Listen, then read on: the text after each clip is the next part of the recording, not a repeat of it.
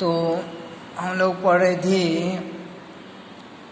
कि रासायनिक संयोग के नियम, इसी कड़ी में दो नियम देख चुके थे हम लोग, जिनमें से पहला नियम था द्रव्यमान संरक्षण नियम कि रासायनिक परिवर्तन में भाग लेने वाले पदार्थों का कुल द्रव्यमान परिवर्तन के पश्चात बनने वाले पदार्थों के कुल द्रव्यमान के बराबर होता है। और दूसरा था स्थिर अनुपात नियम कि रासायनिक यौगिकों में अवयवी तत्व भारानुसार सदैव निश्चित अनुपात में होते हैं। इसी बात आज इसी क्रम में देखेंगे हम लोग तीसरा नियम गुणित अनुपात नियम। गुणित अनुपात नियम यानी तीसरा नियम गुणित अनुपात नियम देखेंगे। तो गुणित अनुपात नियम के लिए जब दो तत्व आपस में संयोग करते हैं, जैसे नाइट्रोजन और ये ऑक्सीजन को क्रिया करवाएंगे, तो नाइट्रोजन और ऑक्सीजन को अभिक्रिया करवाते हैं। याद रखे रहे ना कि प्रकृति में जो जिस रूप में पाए जाते हैं उनको उसी रूप में अभिक्रिया में लिखा जाता है। जैसे सोडियम फास्फोरस यानी सोडियम पोटेशियम कैल्शियम ये परमाणुवीय अवस्था में पाए जाते हैं, इसलिए इनको केवल सिंगल लिखा जाता है। जैसे कोई अभिक्रिया करवाएंगे तो अभिक्रिया में Na लिखेंगे, न कि Na2 लिखेंगे, केवल Na लिखेंगे।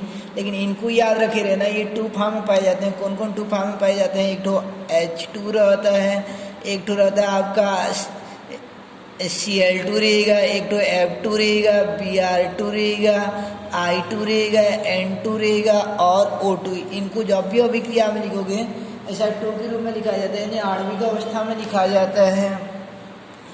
तो देख रहे थे हम लोग गुणित अनुपात नियम को कि जब ये दो तत्व नाइट्रोजन और ये ऑक्सीजन दो तत्व को आपस में क्रिया करवाते हैं, तो उस दौरान अभिक्रिया करवाते हैं, तो इस स्थिति में 2 या 2 से अधिक यौगिक बन जाए, 2 यौगिक बन जाए या 2 से अधिक यौगिक बन जाए, तो उस स्थिति में क्या घटना घटित होता है यह नियम उसकी व्याख्या करता है। जैसे नाइट्रोजन और ऑक्सीजन जो आपस में क्रिया करके, यानी नाइट्रोजन और ऑक्सीजन आपस में अभिक्रिया कर 5 यौगिक बनाते हैं नाइट्रोजन के, तो नाइट्रोजन ऑक्सीजन से क्रिया कर 5 यौगिक बनाता है, जैसे कि नाइट्रोजन के ऑक्साइड कहते हैं। नाइट्रोजन के ऑक्साइड कहा जाता है। तो उनमें से पहला रहता है आपका N2O, जिसे नाइट्रस ऑक्साइड कहते हैं। N2O जिसे कि नाइट्रस ऑक्साइड कहते हैं, ये पहला होता है आपका। दूसरा रहता है N2O2 या O समान है तो 2 को हटा देंगे, NO जाता है, इसे नाइट्रिक ऑक्साइड कहेंगे, यानी इसका नाम होता है नाइट्रिक ऑक्साइड। कम वाला को अस कहा जाता है और अधिक ऑक्सीजन वाले को इक कहते हैं, पहले बता दिया गया था आपको। तो इसका नाम नाइट्रस ऑक्साइड पड़ जाता है और इसका नाम हो जाएगा आपका नाइट्रिक ऑक्साइड हो जाता है। तीसरा रहता है N2O3। याद कैसे करेंगे सर, इतना सूत्र है बोल के? तो ये काम करना आप लोग, इधर N2 सब में रहता है और इधर एक एक 2 को बढ़ाते जाना है। पहले में 1 2 होता है, दूसरा में 2 2 और तीसरा में 3 2 हो जाता है, तो इसका नाम पड़ जाता है आपका नाइट्रोजन ट्राई ऑक्साइड हो जाता है। तो नाइट्रोजन ट्राई ऑक्साइड हो जाता है, नाइट्रोजन ट्राई ऑक्साइड हो जाता है इसका नाम। और चौथा होता है N2, क्या हो जाएगा? O4 नाइट्रोजन टेट्रा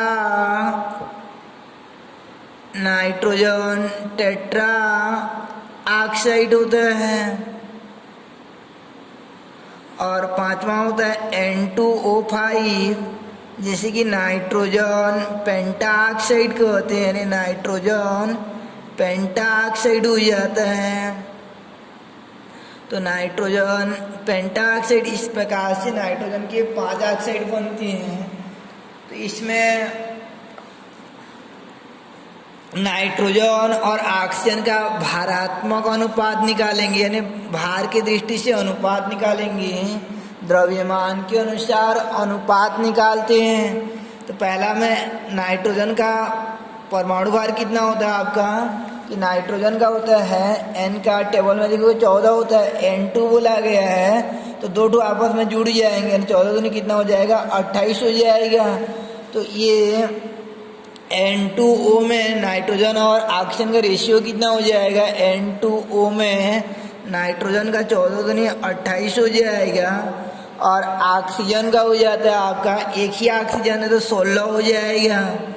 इसमें निकालेंगे हम लोग N2O, तो ये सूत्र के अनुरूप लेंगे N2O2, तो नाइट्रोजन का हो जाएगा आपका वही 14 दूनी कितना हो जाएगा 28, और यहाँ ऑक्सीजन 2 हो गया तो कितना हो जाएगा 16 दूनी 32। अब N2O3 में देखते हैं हम लोग, तो N2O3 में पहला वाला वही 28 होगा, और दूसरा वाला 16 दिया 48 हो जाएगा। ये चौथा में आ जाएगा आपका 28 अनुपात यानी 16 जो 64 हो जाएगा, और ये लास्ट वाला हो जाएगा 28 अनुपात 80। तो इस प्रकार से अनुपात निकालते हैं हम लोग। तो यहाँ पे नाइट्रोजन का अनुपात फिक्स रहता है, तो ऑक्सीजन का अनुपात देखेंगे हम लोग। तो ऑक्सीजन पहला में 16, दूसरा में 32, तीसरा में 48, चौथा में 64, पाँचवा में 80। तो ऑक्सीजन का अनुपात निकालेंगे, ओ का अनुपात निकालेंगे, तो 16 अनुपात 32 अनुपात 48 अनुपात 64 अनुपात 80 है, यानी 16, 32, 48, 64 और 80, यानी 16 के पहाड़े में आते हैं। तो 16 एकम 16, 16 32 इस प्रकार से हो जाएगा आपका। तो 16 अनुपात यानी 16 अनुपात 32 अनुपात 48 अनुपात 64 अनुपात 80। तो इनको लिख सकते हैं हम लोग 1 अनुपात 2 अनुपात 3 अनुपात 4 अनुपात 5, यानी सब 16 से भाग चले जाएंगे। तो इनका ऑक्सीजन का अनुपात निकालेंगे, तो 1 अनुपात 2 आता है, अनुपात 3 आएगा, अनुपात 4, अनुपात 5। तो इनको देखा जाता है। तो ये ऑक्सीजन का अनुपात को निकालेंगे हम लोग। तो 16, 32, 64, 48, 64, 80, यानी एक गुणा के रूप में अनुपात हो रहा है, जिसे कि गुणित अनुपात कहा जाता है। यानी निश्चित गुणा के रूप में गुणज के रूप में अनुपात मिल रहा है, इसलिए गुणित अनुपात कहा जाता है। तो ये नियम क्या कहता है देखते हैं हम लोग, कि जैसे ये दोनों तत्व आपस में क्रिया किए, नाइट्रोजन और ऑक्सीजन, इनका एग्जाम्पल ये वाला है आपका, यहाँ तक लिखेंगे फेयर में। तो नाइट्रोजन और ऑक्सीजन आपस में क्रिया कर 2 से अधिक यौगिक बना लिए, 5 यौगिक बना लिए, N2O, N2O2, N2O3, N2O4, N2O5 और N2O5। तो ये नियम क्या कहता है कि जब दो तत्व आपस में संयोग कर, जब दो तत्व आपस में संयोग कर 2 या 2 से अधिक यौगिक बनाते हैं, यानी जब दो तत्व आपस में संयोग कर 2 या 2 से अधिक यौगिक बनाते हैं, तो दूसरे तत्व का, दूसरा तत्व यहाँ ऑक्सीजन है, तो दूसरे तत्व का भिन्न भिन्न द्रव्यमान, तो दूसरे तत्व का भिन्न भिन्न द्रव्यमान जो पहले तत्व के निश्चित द्रव्यमान से संयोग करते हैं। पहला तत्व नाइट्रोजन सब में निश्चित है 28 है, तो दूसरे तत्व का भिन्न भिन्न द्रव्यमान जो पहले तत्व के निश्चित द्रव्यमान से संयोग करते हैं सदैव गुणित अनुपात में होते हैं। यानी ये जो दूसरा तत्व संयोग किया है वो पहले वाले निश्चित के साथ, तो ये दूसरा वाला क्या होगा, सदैव एक निश्चित यानी गुणित अनुपात के रूप में रहता है, यानी गुणा के रूप में रहता है। तो नियम क्या हो जाएगा आपका, नियम का पहला भाग हो जाएगा जब दो तत्व आपस में संयोग करते हैं, दो तत्व आपस में संयोग करते हैं तो क्या घटना घटित होता है, कि 2 या 2 से अधिक यौगिक बनाते हैं, 2 या 2 से अधिक यौगिक बनाते हैं, ये सेकंड टर्म हो जाएगा डेफिनेशन का, 2 या 2 से अधिक यौगिक बनाते हैं। अब थर्ड स्टेज में क्या हो गया कि दूसरा तत्व का भिन्न भिन्न द्रव्यमान, यानी दूसरे तत्व का भिन्न भिन्न द्रव्यमान जो पहले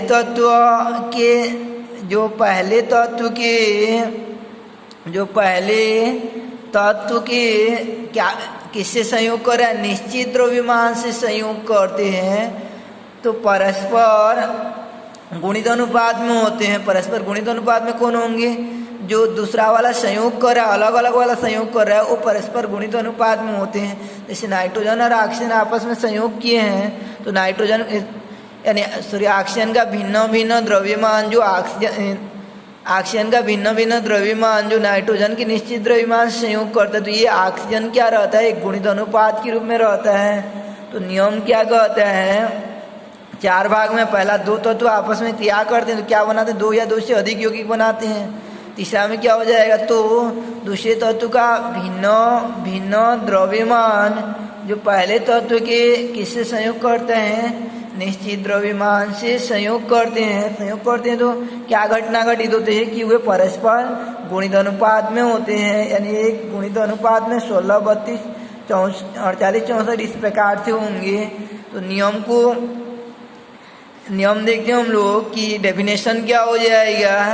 तो इस प्रकार जब 2 तत्व आपस में संयोग कर 2 या 2 से अधिक यौगिक बनाते हैं, तो दूसरे तत्व का भिन्न भिन्न द्रव्यमान जो पहले तत्व के निश्चित द्रव्यमान से संयोग करते हैं, परस्पर गुणित अनुपात में होते हैं। और ये डेफिनेशन लिखने के बाद क्या करोगे, ये एग्जाम्पल में ये पूरा इसको लिखना है। ये नाइट्रोजन के 5 ऑक्साइड जो कि गुणित अनुपात नियम को पुष्टि करता है। तो इस प्रकार से जब 2 तत्व आपस में संयोग कर 2 या 2 से अधिक यौगिक बनाते हैं, तो दूसरे तत्व का भिन्न भिन्न द्रव्यमान जो पहले तत्व के निश्चित द्रव्यमान से अलग अलग संयोग करते हैं, परस्पर गुणित अनुपात में होते हैं। तो देखते हैं हम लोग, ये है तीसरा नियम, गुणित अनुपात नियम क्या कहता है कि जब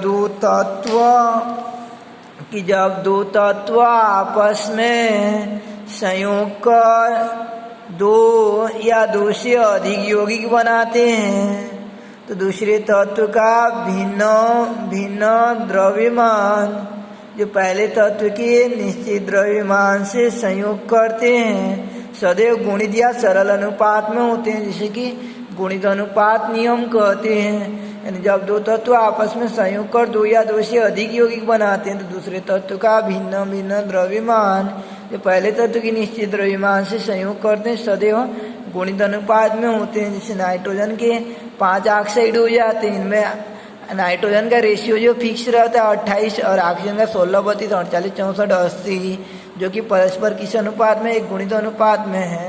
तो इस नियम को वैज्ञानिक डाल्टन द्वारा प्रतिपादन किया गया था। जॉन डाल्टन को परमाणुवाद का जनक कहा जाता है, उनके द्वारा प्रतिपादन किया गया था 1803 में। तो कल देखेंगे हम लोग व्युत्क्रम अनुपात नियम को। तो 3 नियम पढ़े। पहला था आपका अविनाशिता नियम की रासायनिक परिवर्तन में भाग लेने वाले पदार्थों का कुल द्रव्यमान परिवर्तन के पश्चात बनने वाले पदार्थों के कुल द्रव्यमान के बराबर होता है। दूसरा कि स्थिर अनुपात नियम, रासायनिक यौगिकों में अवयवी तत्व भारानुसार सदैव निश्चित अनुपात में होते हैं। और आज देखिए हम लोग तीसरा नियम कि जब 2 तत्व आपस में संयोग कर 2 या 2 से अधिक यौगिक बनाते हैं, तो दूसरे तत्व का भिन्न भिन्न द्रव्यमान जो पहले तत्व के निश्चित द्रव्यमान से संयोग करते हैं, सदैव गुणित अनुपात में होते हैं, जिसे कि गुणित अनुपात नियम कहते हैं। इसे जॉन डाल्टन द्वारा प्रतिपादन किया गया था। कल प्रारंभ करेंगे व्युत्क्रम अनुपात नियम को।